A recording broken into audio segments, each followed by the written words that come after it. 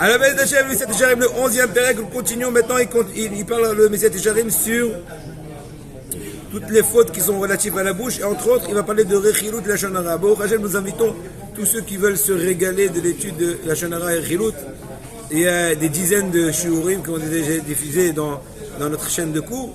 À vous d'aller, si vous voulez bien, étudier, comprendre et se renforcer pour, d'Hachem, activer la Géoula.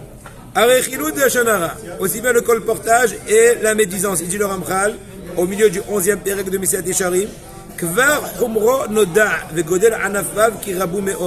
la gravité de ces fautes-là sont bien connues, et même tous les détails, tous les embranchements, n'est-ce pas?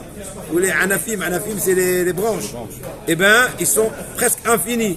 Jusqu'à un tel point que nos sages ont dit, dans Baba Batra Koussamere Amoudbet,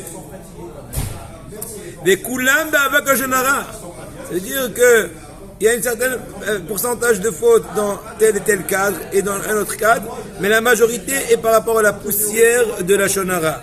Et la Gemara Masechet Erchin Taftetva Moudbet, c'est là-bas la Sugia de Shmirat HaLashon. Echidami Avak HaShonara, c'est quoi exactement le Avak, la poussière de la Shonara?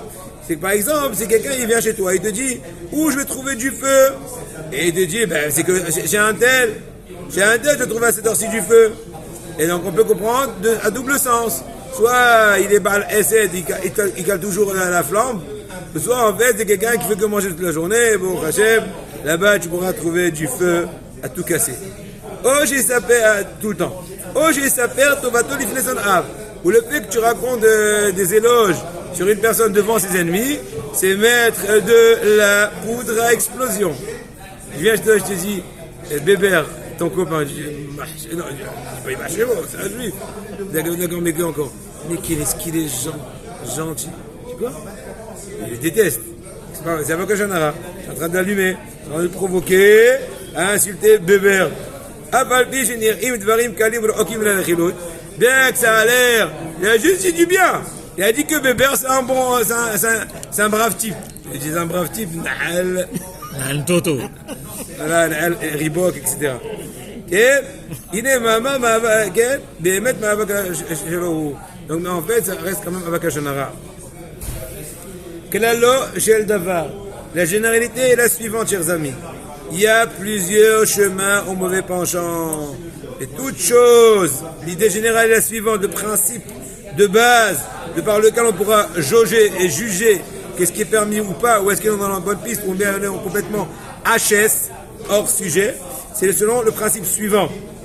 Toute chose qui pourrait engendrer un dommage ou une honte à son prochain, devant lui ou sur son dos, voilà, et ça fait partie de la mauvaise famille du Lashon Hara, de la médisance, qui est détestée, dégoûtée aux yeux d'Hachem.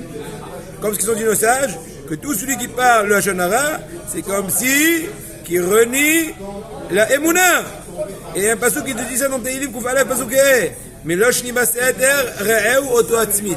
Celui qui parle en cachette sur son ami, lui, je l'exterminerai. Wow. Gamasin avanekima, allons-y, chers amis. Allons-y, c'est facile de dire allons-y, mais ça fait mal. La sin'a, jusqu'à aujourd'hui, on n'a pas encore réparé, comme je l'ai dit autrefois. La haine gratuite. Toute génération dans laquelle le Beth Amikdash n'a pas été reconstruit, c'est comme s'il a été détruit de façon active, vu le fait qu'on n'a pas résorbé le problème de base, dit la haine gratuite. Alors les questions de la haine, sans parler de gratuite maintenant.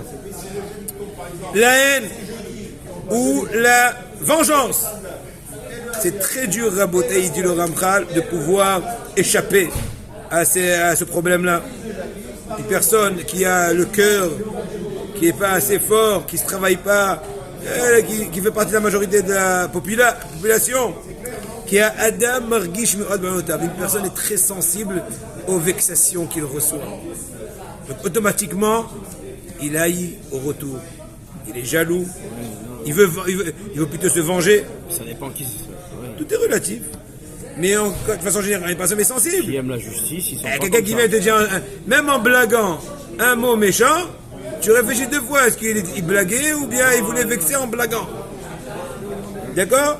Vanegama, l'homme est tout comme il va, vous entendez, Rabotai? Une personne tellement ressent la vexation, se remet en question son kavod, que pour lui, la vengeance est plus douce que du miel. La vengeance, c'est un plat qui se mange. Et s'il est Hanav, il fera rien. Ben, Ashrei Elkom. Mais en tout cas, il te dit le Ramchal, une personne de façon, on va dire comme ça, naturelle, entre guillemets, elle n'aura pas de répit qu'après avoir goûté le miel de la vengeance suite à la vexation qu'il a subie. Incroyable. Alken, j'ai pas dit que c'est une mitzvah, je te dis la nature de l'homme. Alken, pour pouvoir délaisser ce que ta nature t'oblige, le stratagème que je viens d'expliquer maintenant, pour une personne qui et surpasser ses midot, ses mesures, ses vertus, et de ne pas haïr celui qui a éveillé en toi la haine, et ne pas te venger de lui, même lorsque tu as l'occasion de pouvoir te venger bel et bien, et ne pas garder rancune. Non, c'est pas ne pas se venger, ne même pas garder rancune. Et bien tout, il faut essayer de travailler de tout oublier et d'enlever de son cœur comme si ça n'a jamais eu lieu. Et bien une telle personne, il te dit le Ramchal, je lui donne le diplôme d'une personne puissante et courageuse. Et il te dit une phrase incroyable, le Ramchal. Ce travail-là n'est facile que pour les gens, les anges de service, qui a pas entre eux ces vertus-là, mais pas par rapport à ceux qui résident dans les maisons de matérialité, que leur essence, c'est le sable. Maintenant, la question qui se pose, quand on lit littéralement ce Ramchal-là, question bien connue dans les yeshivot, je ne comprends pas. Si c'est comme ça, merci Rabbeinu Moshe Chaim, c'est pas pour moi. Je suis pas un ange. Non, t'as pas compris. Où tu as mis ton axe de vie? Voilà. Est-ce que tu es comme un ange qui cherche à se progresser? Bien que l'ange ne progresse pas. Mais en tout cas, il est spirituel. Ou bien tu es Shochen Bater Omer. Tu te qualifies vivant dans des maisons de matérialité. Tu ne souhaites pas te débarrasser de tous les fardeaux matériels. Tu ne veux pas affronter cette épreuve. Mais en tout cas, pour finir... C'est une épreuve, il faut l'affronter. Exactement. Mais pour ça se travaille. Omnam Gzerat Melechi. C'est un décret du roi. De quoi? De se surpasser. Malgré l'aspect surnaturel de la chose qu'on vient d'expliquer. Et il y a des versets explicites qui expliquent la chose clairement. Je n'ai même pas besoin de les expliquer. Il dit Ramchal Vaikra Yutet Yudzaïn Lo Tisna et A'icha Vidvavecha. Tu n'as pas le droit d'haïr ton frère dans ton cœur. Ne te venge pas, ne garde pas rancune par rapport à ton frère, parce que tu t'aides là-bas. Maintenant, il te dit, le Ramchal, il est bien connu que veut dire la vengeance et que veut dire la rancune. La vengeance, c'est se retenir de ne pas faire du bien à celui qui n'a pas voulu te faire du bien ou celui qui t'a fait du mal. Donc tu te dis, tu m'as pas prêté quand je t'ai demandé, ou tu m'as humilié quand ceci, maintenant saute, je vais pas te prêter mes instruments de travail. Exemple, Netira, par contre, garder rancune, c'est lui rappeler au moment où il lui fait du bien. Donc déjà, il y a un certain degré, lequel il ne se venge pas, il te donne quand même, mais il gâche. Il dit, je suis pas comme toi, Yawad Ammi. C'est dommage. Comme le fromage. Mieux de ne pas lui prêter. Comprenez? Imagine-toi, je sais pas moi, une fois il a fouetté avec une cravate rouge.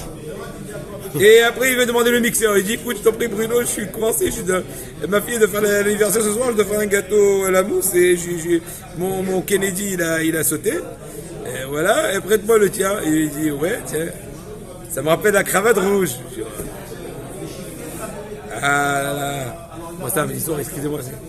Ulfi, Shayetzer, Oler, Umartia et Alev. Puisque le Yetzerara, il fait bouillanter, il fait ébouillanter le cœur, il chauffe le cœur. Et tout le temps, il est en train de chercher, de laisser au moins une petite trace, un petit souvenir de la chose un séquel. Écoute, il faut bien commémorer l'incident, commémorer entre guillemets. Et s'il ne peut pas laisser une grande trace, une grande mémoire, un grand truc, eh ben il va au moins laisser un petit peu. Il faut toujours salir un peu. Hein? Il se suffit de peu même, quand il n'a pas le choix. Yomader Machal Adam. Exemple, écoutez bien ce qu'il dit. Si tu as quand même. Ah, tu as tzaddik, hein? Tu lui donnes quand même, hein? Moi, à ta place, je l'aurais donné une box et fermé la porte du truc, il va tomber sur la porte, il reste là-bas. L'achever. Rigole un peu. Il dit, mais si tu as quand même décidé de ne pas te venger malgré ce qu'il t'a fait l'autre fois, et tu veux quand même lui donner, parce qu'il n'a pas vu, la même situation, ça fait une semaine, c'était toi qui es à la porte. Qui était à la porte, je me dis, non, je peux pas. Pourquoi t'as sonné maintenant? 7h du matin, on dort encore. Je dis, mais j'étais coincé. Les enfants de l'école, et j'étais coincé, je voulais le moulinex pour faire un petit lait chaud aux enfants. Il dit, mais je s'en fiche des enfants. Tac. Donc, une semaine après, il dit, bonjour. Je dis, ouais, bonjour. C'est rien, moulinex, tu quoi? Moulinex. Moulinex, Xerachama, Moulinex. Je vous le donne tout de suite, entendez. Il l'amène, il dit pensez la prochaine fois de taper un peu plus tard. Ça y est. Il a dit la vengeance, vous avez compris? Il dit fais un petit truc, il dit pas je te donne pas le Moulinex.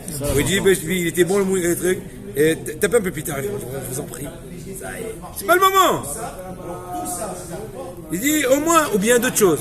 Tu lui donnes, fais-lui, excuse-moi du terme, fais-lui la tronche.